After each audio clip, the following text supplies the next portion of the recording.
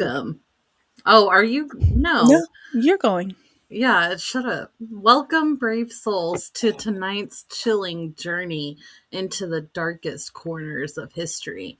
I'm Tiffany, and tonight we're diving into the terrifying tale of Lavinia Fisher, America's first female serial killer. Her story is not the faint. Her story is not for the faint of heart.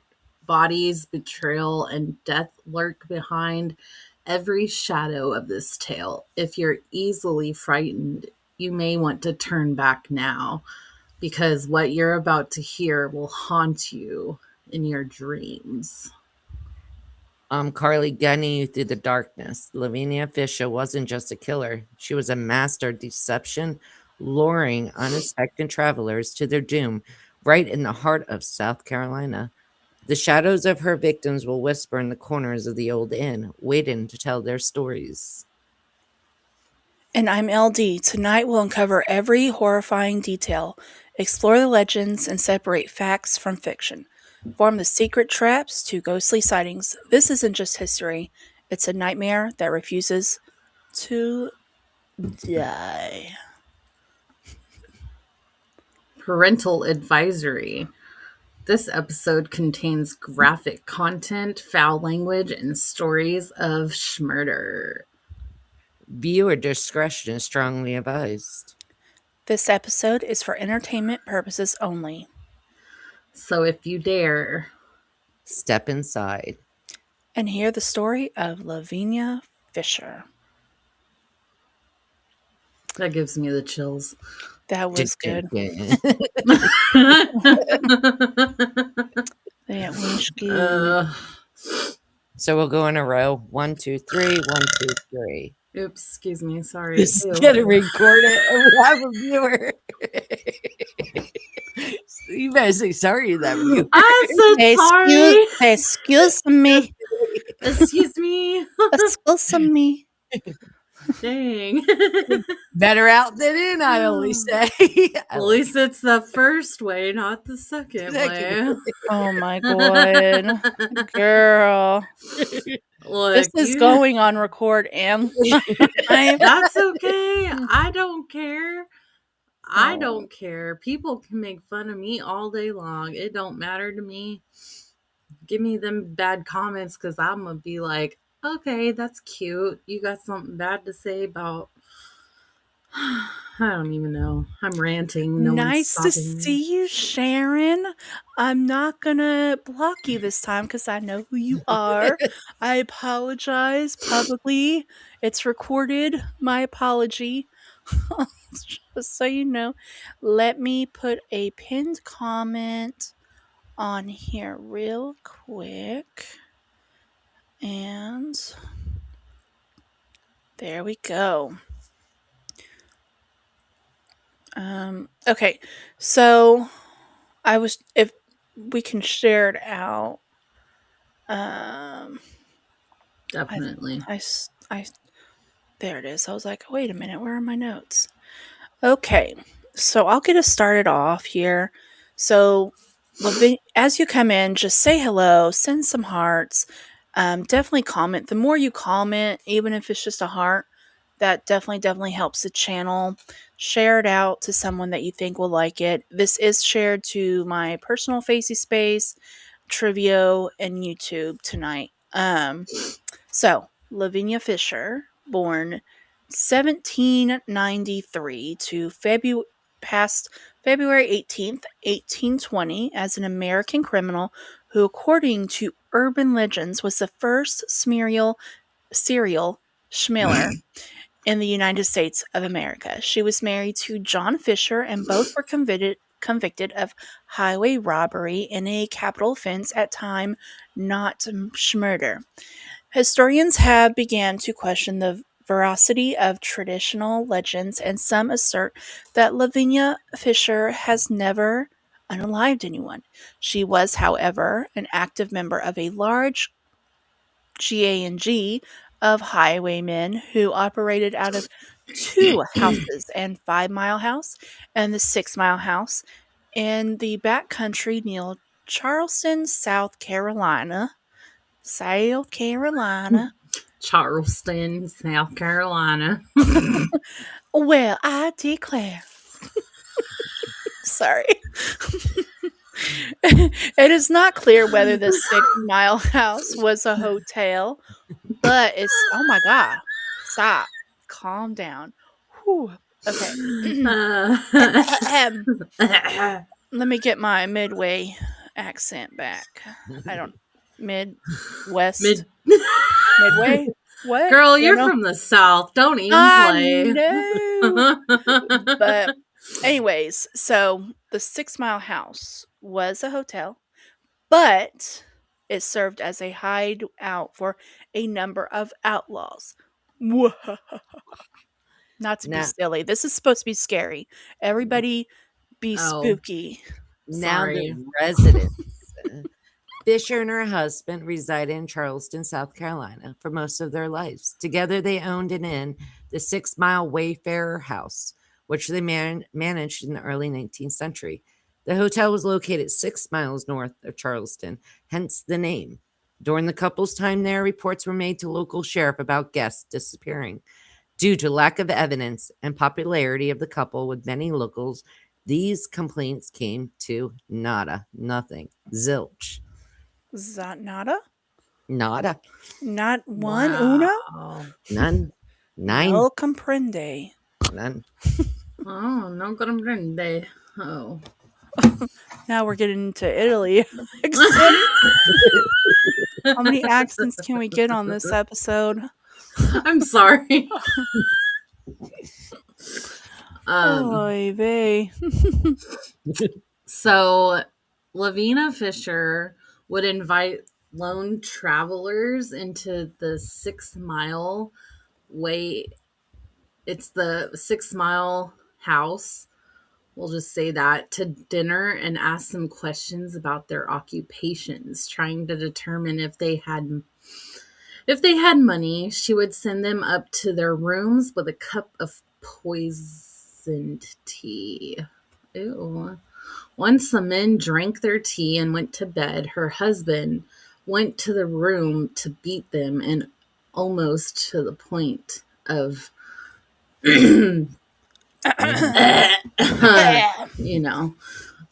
another version. So another version of the legend was that the tea would only put the men to sleep for a few hours. Then, when they were almost asleep, Lavinia would pull a lever and the bed would collapse and drop the victim into a pit. Oh my gosh. Much of what actually occurred in the alleged murders at the hands of John and Lavinia Fisher has become widely exaggerated through time, so factual details are hard to find. Okay, well, that makes sense. However, contemporary news accounts in the Charleston Post and Courier claimed that a vigilant, G-A-N-G. there you go, went, like I'm a PIMP, Girl, stop. went to the Fishers neighborhood in February 1819 to stop the Reported. activities that were G-A-N-G. occurring. PIMP occurring. Okay, stay up. Okay. Stay up now. Copyright. That were occurring there. Satisfied that they had accomplished their task, the group returned to Charleston but left a young man by the name of David Ross to stand watch in the area. Early that next day, Ross was attacked by two men and dragged before the group of people that had terrorized the region. Among them was Lavinia Fisher, to whom he looked for help. However, rather than help him, she him and then smashed his, oh my gosh, Noggin. smashed his noggin through a window. Oh my Lanza. Ross managed to escape and immediately alerted authorities. So he got away. That's crazy. Is it? Immediately, yes. Immediately following the incident, another traveler named John Peoples asked if there were any vacancies. Lavina replied that there was unfortunately no room, but he was welcome to come inside and rest and have some tea. Mm, John happened to hate tea, thank goodness, and not wanting to seem rude, he dumped it when she wasn't looking. Oh, good for him. He got some noggins. Using his noggin. She interrogated him for hours and eventually said she discovered that in fact they did have a room. He then went to bed. He had felt suspicious about the interrogation and was worried about being robbed. So he decided to sleep in the wooden chair by the door. In the middle of the night, he awoke to the loud sound of the bed collapsing and discovered the Fisher's plan. what? He jumped out the window and rode to Charleston to alert authorities. So, based on these two accounts, the assailants were finally identified by name, something that law enforcement had previously lacked. Police were immediately dispatched to the location, and during the ensuing investigation, Lavina and John were located. Along with two other members, John Fisher surrendered the group in an effort to protect his wife and shield her from possible pew pews. Later, during interrogation, he again attempted to protect Lavinia, by giving the identities of all involved in the group. That's crazy. That is. Yeah, it's a lot.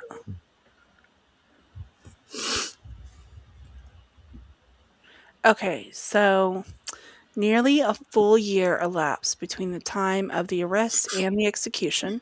At their arraignment, these Fishers pleaded not guilty but were ordered to be held in a jail under their trial, which would take place in May. While their co conspirators were released on bail at their trial, the jury rejected their pleas of innocence and found them guilty of highway robbery. And that is a capital offense. So, however, the judge allowed an appeal and they were given a reprieve until January session of the court. But during that time, the Fishers occupied themselves with plans to escape as they were housed together at the Charleston, South Carolina jail. And that's the old city jail. So, and that was in a 6 by 8 cell, and it was not heavily guarded, by the way, BDW. Um, but on September 13th, they put in their plans into action and began their escape. Things did not go as planned, as the rope they had made from the prison linens broke, leaving Lavinia trapped in the cell and John set free. He was unwilling to continue the escape plan and was recaptured. The two then kept under much tighter security. So he seemed, well, I'm not going to give you my opinion. The Mm-hmm. Constitutional Court rejected their appeals, and on February 4th, 1820, both were sentenced to be hanged. I'm not sure if we can say that word. Better safe than sorry.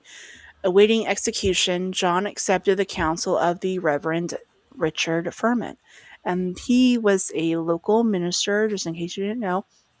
But Lavinia became more vitriolic, and on the gallows in front of the old city jail before John Fisher's execution, Reverend, read aloud a letter John had composed, which stated that since he had become a Christian, he could not be executed with a lie held to his account. Therefore, he insisted on the innocence and asked for mercy on those who had done him wrong. In the judicial process, after the minister read the letter, Fisher then began to plead his case. Bless you. Thank you. Sorry. Sorry. So Fisher began to plead his case before he gathered a crowd of some 2000, he then seemingly contradicted himself by asking for their forgiveness, which was like really crazy because reading on it, like he really did seem like he was sorry, you know. Yeah. But he was trying to save Lie. his wife, like Yeah. from Right. like he was covering up for her, but at the same time they were working together like a Bonnie and Clyde. So I'm like, what do you really believe? One of them, like, I think they both had something to do with it, but like you said, he was trying to protect her. And this kind of Mm. makes Mm. sense right here now. The supposed haunting. Lavinia Fisher requested to wear her wedding dress. Left this world with a bone chilling statement during her execution at the old Charleston jail, or city jail, as many refer to it as. She exclaimed, "If you have a message you want to send to hell, give it to me, I'll carry it." Setting the tone for the legend of years later popularized haunting. Efforts were put into place in 2000. Strange occurrences began, including reports of unusual apparitions, sightings, bizarre sounds, as well as overpowering odors. Footprints in the dust when the building was deemed abandoned. And even some insist their experiences turned physical. When Charleston opened the growing jail for tours, more specifically ghost tours, Fisher gained recognition as the most popular ghost to roam there. Tourists have made claims that they caught a glimpse of a woman in red and white wedding dress. Mm. It So was she red must, and white. yeah, she must have loved him. She had to. Yeah. Well, Man. she loved him so much she wanted to keep her to herself. She fatally, Is this a fatally. side? This is supposedly a Valentine story, you know? Well, I don't know. What do y'all think? Like, I Red don't. and white, maybe. I don't know. Maybe. it's like Carrie, the Yeah, movie. Yeah.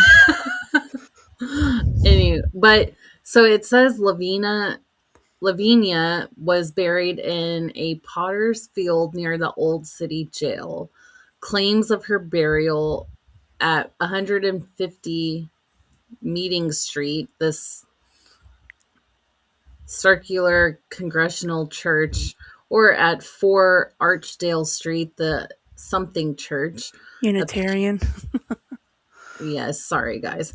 Appear to have been fictions promoted by tour guides.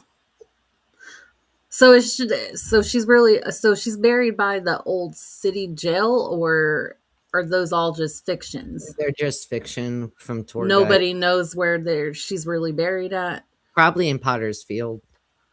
Hmm. Probably, if you think about it. But Yeah. if she's buried there, she's buried in a number, and nobody will, like, only records will tell you. But didn't they like not mark their graves back then too? You know, like Not most times, no. They have a number and a couple graves in that number. yeah. Yeah. Mm, What, the hardest thing about this whole story was finding the backstory. It's like there's no record whatsoever of the backstory, how they grew up or How nothing. they met, anything. Yeah, I was like, what the heck? but if someone does happen to have all that, we would love to hear it because Yeah. you know we Comment. can't find it. And if y'all got some connections into the like haunted libraries or whatever, we can Yeah, find Let us exactly. know. Spill the tea. it. Not that tea either. Not- I don't Don't give her tea Not from Slovenia. I'll take it for anybody else. or LD. Excuse me. Mm-hmm. But I don't know. What do y'all think? It's wild though. Like, it kind of It reminds me of the is. Shanghai tunnels where people used to sit on the bar Mm-hmm. and they used to flip a button and they fall. Yeah. Kind of reminds me of that, but with a bed, which is even more crazy and nightmarish. It's Agreed. weird. But I'm like, But why would they, I don't understand people back in the day, honestly, because they would get, and it's okay. I'm sorry to say, back in the day, it was the women who were the ones doing all the schmurdering because they can get away with it, I Well, guess. hold on, don't give away our ending because that's what's starting our New Year's series is women serial eaters, you know? Yeah. Schmillers. That's so Millers. silly. Yeah. Well, yeah, the word We gotta do what we have to do. Oh, chop people chop. know what we need. What I mean, But it yeah, just so that's the series to start the new year. yes. I hope y'all are having a great day, and I hope you had your all your greens, your black eyed peas, your cinnamon, and your pork, and y'all have a great day and you stay safe. We're cutting it short, but this will be an episode as well, so you'll see this by next week, and or you can just rewatch it here on the YouTube. The YouTube. Yeah, to be you. All right, have a good night, y'all. Blessed be.